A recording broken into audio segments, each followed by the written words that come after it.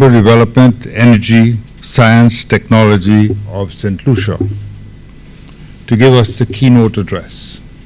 I have great pleasure in inviting the Honorable Minister to the podium to deliver his keynote address.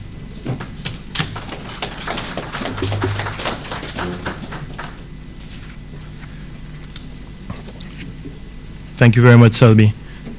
Colleague ministers, representatives of the judiciary, permanent secretaries and other government officials, Ms. Bernadette Lewis, Secretary General of the Caribbean Telecommunications Union, Mr. Francis Forbes, Executive Director of CARICOM Impacts, Mr. Stephen Malby, Head of the Law Development Section of the Rule of Law Division of the Commonwealth Secretariat, other heads of regional institutions, partners and sponsors, distinguished participants and members of the CTU, Secretariat, members of the media. I recognize the Government Information Service. Ladies and gentlemen, good morning. Good morning. Good morning. Let's try it again. Ladies and gentlemen, good morning. Good morning. Thank you. Sometime around the middle of the 15th century, something happened that would significantly alter the course of our civilization. A German former stonecutter and goldsmith named Johannes Gutenberg created the printing press. This simple invention made it possible to print books faster and less costly. This, in turn, made information more widely available to a large segment of the population. Consequently, more information could be preserved and disseminated, and this had a dramatic impact on the advancement of science, technology, and learning. The printing press, in effect, started the first information revolution. A little over 500 years later, another equally radical and epochal event took place. In the 1960s, a group of people figured out that allowing computers to share information on research and development in the scientific and military fields would be of some benefit. So, following collaboration among university and military users, through the work of people like Licklider of MIT and later the Department of Defense of the United States, Kleinrock of MIT and UCLA, and Roberts of MIT and the Department of Defense, something called ARPANET was created. ARPANET went online in 1969, connecting 4 major computers in universities in the southwestern United States. Soon, more computers in more universities were connected, and the internet, as we know it, was born, and I deliberately use the word born and not invented to signify the organic nature of this creation. Like Gutenberg in the 15th century, these university researchers had no way of predicting the profound consequences of their creation. Today, information and communication technologies, or ICTs, as we refer to them, have taken our 21st century societies and civilization at warp speed into an information age that continues to evolve and amaze. The explosion of information and the variation in the types of information created since the advent of the internet and the growth of ICTs are mind-boggling. There is a statistic that I'm fond of quoting, and those of you who've listened to me know that I use it very often, and it's staggering. And it is that 1 week's worth of the New York Times contains more information than someone living in the 18th century would have been exposed to during the entire course of their lifetime. Depending on your data source, anywhere between 4,000 and 6,000 new books are being published every day.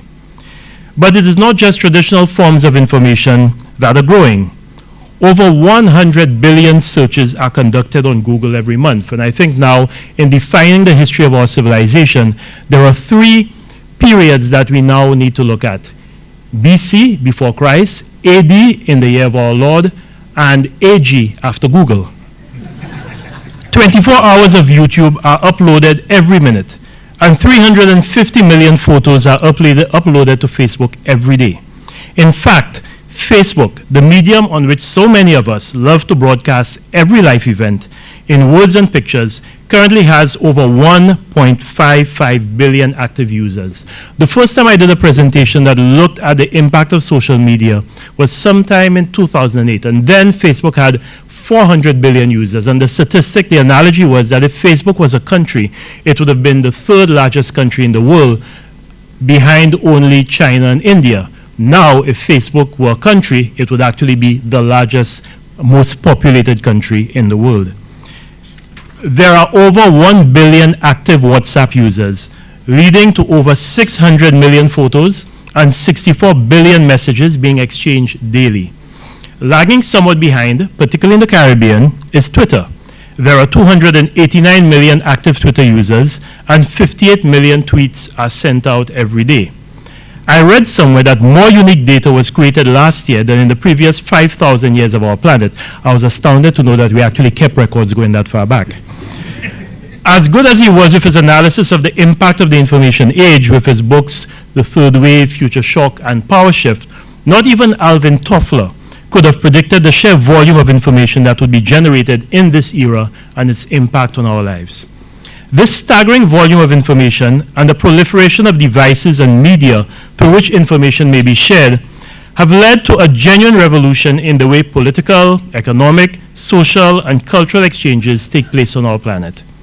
Around the globe, societies are becoming increasingly dependent upon ICTs to drive social, economic, and governmental development. However, as would be expected, this increasing reliance on ICTs has seen an increase in the emergence of threats to our digital infrastructure. It is, therefore, critical that Caribbean countries understand the factors that contribute to cybersecurity at a national level so we can plan for developing our nation's digital potential. The 2016 Cybersecurity Report for Latin America and the Caribbean presents a comprehensive and up-to-date picture of the state of cybersecurity for the countries in our region. The overall conclusion from this report is that the vast majority of our countries are not yet adequately prepared to counteract cybercrime. The analysis is a call for action to start taking the necessary steps to protect this vital 21st century infrastructure. According to some calculations, the cost of cybercrime worldwide is $575 billion per year, which represents 0.5% of global GDP. That is almost 4 times the annual donation for international development.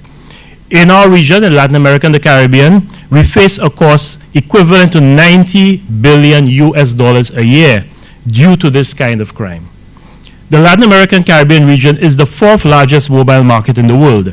Half of our population uses the internet, and our governments are increasingly making use of digital media to communicate and provide services to citizens.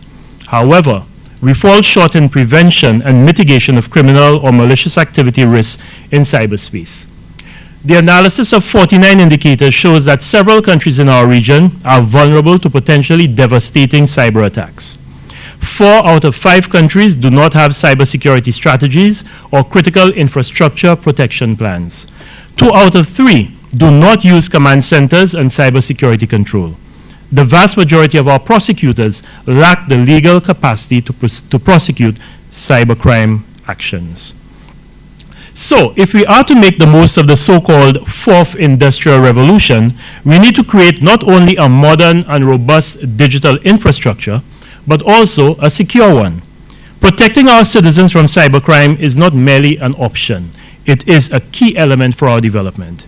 As with many of the challenges we face in the pursuit of development, this one transcends the capacity of any one institution, any one government, and even of our region. We will succeed only if we work together as a region and also with our allies who share our goals, our objectives, and our values. Public and private sector leaders cannot ignore the fact that cybersecurity incidents are increasing both in scope and in scale. Therefore, we must take the necessary steps and investments to address the resilience of our country's core services and infrastructure to allow them to speedily recover from cyber incidents when these occur, as they will occur, while at the same time continue to embrace the opportunities that come from participating in a connected society and a connected global space.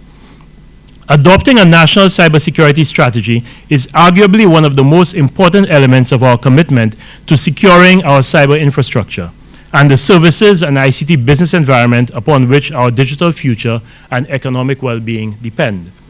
Some countries in Latin America and the Caribbean have prioritized cybersecurity as a national concern and are establishing formal cybersecurity policies and building the capacities of relevant agencies. This must now become the norm for all of us. Our societies are largely unaware of the risks and vulnerabilities associated with the use of information and communications technology. It is important for governments to describe the risks and opportunities associated with increasing connectivity and dependence on the internet. Awareness-raising initiatives, such as the ones that have started to emerge in some of our countries, have helped to build a shared understanding of the importance of cybersecurity. Two examples are Venezuela's Information Security Begins With You campaign and the international Stop, Think, Connect, both of which aim to educate the public on cybersecurity issues through public talks, fora, and workshops. Initiatives such as these are important because they can raise awareness of the cyber risks inherent to a country and encourage development of specific solutions to increase cyber resilience. The establishment of trusted public-private partnerships and formal information sharing mechanisms remain limited in our region.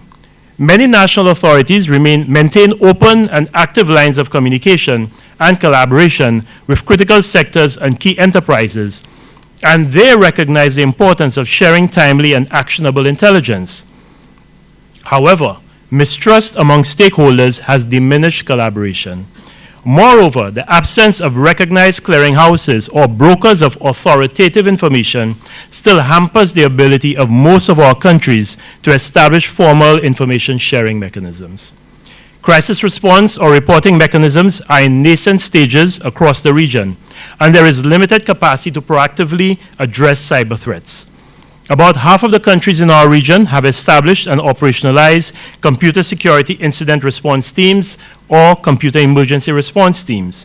Other countries are still evaluating the requirements to aggressively implement this type of capability. Efforts to develop comprehensive legal frameworks to fight cybercrime, which is a major goal of the organization, of the cybersecurity strategy of the Organization of American States, are underway across our region. Although only 2 of the 32 member states of the OAS, namely the Dominican Republic and Panama, have acceded to the Budapest Convention on Cybercrime, almost all OAS member states have increased their law enforcement efforts domestically and have updated national legislation to combat cybercrime and strengthen data protection and privacy laws. The successful prosecution of cybercrimes in the region, however, is still hampered by the absence in most countries of a formal mechanism to report cyber incidents. Even if an incident is reported, most countries have insufficient forensic capabilities to investigate and prosecute crimes, or the criminal justice system has not developed the capacity to handle electronic evidence or enforce existing and updated cybercrime legislation. Some governments are taking advantage of the increased internet connectivity to explore technology development opportunities, expand their internal technology industry, and launch interesting cyber research and development programs. And there are 2 that stand out, the Startup Program in Chile and Costa Rica's Vision 2018. They have also started to provide incentives in the form of tax credits, grants, and scholarships to promote the development of a local technology industry and encourage innovation, cybersecurity education, capacity building, and job creation. Effective criminal justice is an essential part of a cybersecurity strategy.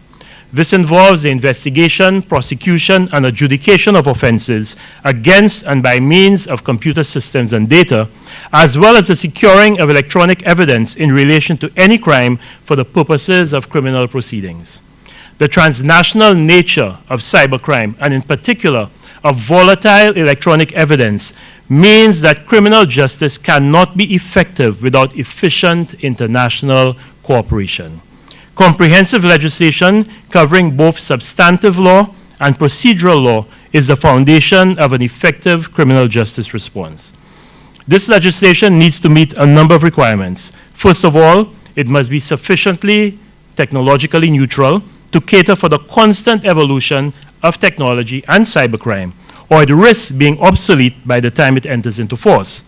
Secondly, law enforcement powers must be subject to safeguards to ensure that the rule of law and human rights requirements are met. Thirdly, it must be sufficiently harmonized, or at least compatible with the laws of other countries to permit international cooperation, for example, to meet the dual criminality condition. And finally, in terms of substantive law, It requires parties to criminalize illegal access, illegal interception, data interference, system interference, misuse of devices, computer-related forgery, computer-related fraud, child pornography, and offenses related to infringements of copyright and related rights. The transformation of societies into an information society, made possible by the integration of information communications technology in every sphere of activity and every type of infrastructure, increases the dependence of individuals, organizations, and countries on information infrastructure. This is a major source of risk, which must also be treated together with those linked to cyber threats as a national security risk. With the growing utilization of ICT, the existence of a global and interdependent information technology infrastructure, and the emergence of new threats, mastering operational computer risks has now become absolutely essential. There is a danger, however, that developing countries such as ours will put insufficient resources into security infrastructure as we attempt to join the information society. As a consequence, the digital divide could lead to an even more serious security divide. There is also the danger that developing countries, and the Secretary General alluded to this in her presentation, that developing countries may become overly dependent on the entities that provide our means of cybersecurity, and we have to guard against that. In today's world, there is widespread system interconnection, increasing linkage between infrastructure, and growing dependence on digital technologies. The Internet of Things is rapidly expanding. It is estimated that there will be 75 billion devices connected to the Internet by 2020, and, a little frighteningly, 10 million self-driving cars on our roads. The number of wearable devices is increasing. Technology is now being used to deliver targeted medical treatment to more and more individuals. However, with all of this come more threats and risks. If you're a fan of Homeland, like I am, you'll remember that in a 2012 episode of this popular television series, terrorists assassinated the President of the United States by remotely hacking into the wireless-enabled pacemaker controlling his heart and administering a series of large electrical shocks that cause a fatal heart attack. If you think that is far-fetched, the scenario is not impossible. In fact, the television episode was a case of art imitating life, because 5 years prior to its airing in 2012, and I go back to 2007, then Vice President of the United States, Dick Cheney, asked his cardiologist to turn off his pacemaker's wireless function over fears that terrorists could kill him by using a wireless device to control his pacemaker. And that is a true story. He admitted it in a 60 Minutes interview. Internet-controlled implanted medical devices open up another very frightening avenue for cybercrime. This makes it absolutely essential for individuals, organizations, and governments to take steps to adopt measures, procedures, and acquire tools to improve the way that technological and cyber risks are managed. The struggle to contain technological risk is at the heart, and I intend no pun by this, of the challenges facing us in the 21st century. It calls for a comprehensive global approach to security that must involve all parties. It is not enough to set up points of access to telecommunications networks, as we are all doing in all of our jurisdictions. It is also necessary to deploy ICT infrastructure and cyber services that are reliable, serviceable, robust, and secure, while respecting basic human rights and the rights of sovereign states. The need to protect systems and valuable information has to coexist and be harmonized with the parallel protection of the rights and privacy of individuals. Ladies and gentlemen, the former Secretary General of the United Nations, Kofi Annan, stated a few years ago, and I quote, "What is so thrilling about our time is that the privilege of information is now an instant and globally accessible privilege. However," end of quote, "however, it is also true that the ubiquity, variety, and value of this information have spawned a new class of global cybercriminals constantly on the hunt for soft, unprotected victims. It is our responsibility to ensure we do not fall easily and unsuspectingly into this category, and this is what this three-day meeting is all about. I want to thank the Commonwealth Secretariat, the Caribbean Telecommunications Union, CARICOM Impacts, and all of the collaborating agencies and resource persons for making this meeting possible. I look forward to receiving the recommendations that have come out of the deliberations over the past 2 days, and the Government of St. Lucia pledges to work steadfastly with all our partners, regionally and internationally, to make our region less vulnerable to cyber attacks. I thank you.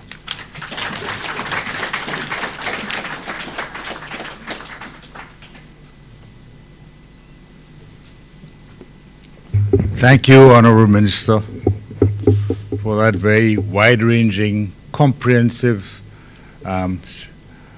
remark to this audience. Indeed, I think your speech have added some new dimensions which might not have been considered at our deliberations over the last 2 days. And I thank you for that. Can we give the Minister another round of applause? And can we give his panel colleagues a round of applause for their contribution?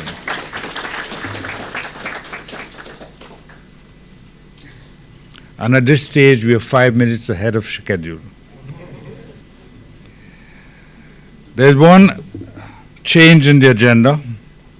At 10 o'clock, we're supposed to have CW Business Girls in ICT Award. That has been removed from the agenda. And therefore, we now go into the presentation by Mr. Stephen Malby, Cryptocurrencies and its use to finance crime. No coffee break on my agenda. The head table is begging for a coffee break, so we'll have a coffee break. 15 minutes coffee break. Huh? We break for a 15-minute coffee break while we do a photo session of the head table and the facilitators, Tony Ming and others. So can we have the photographer for photo session and a coffee break of 15 minutes?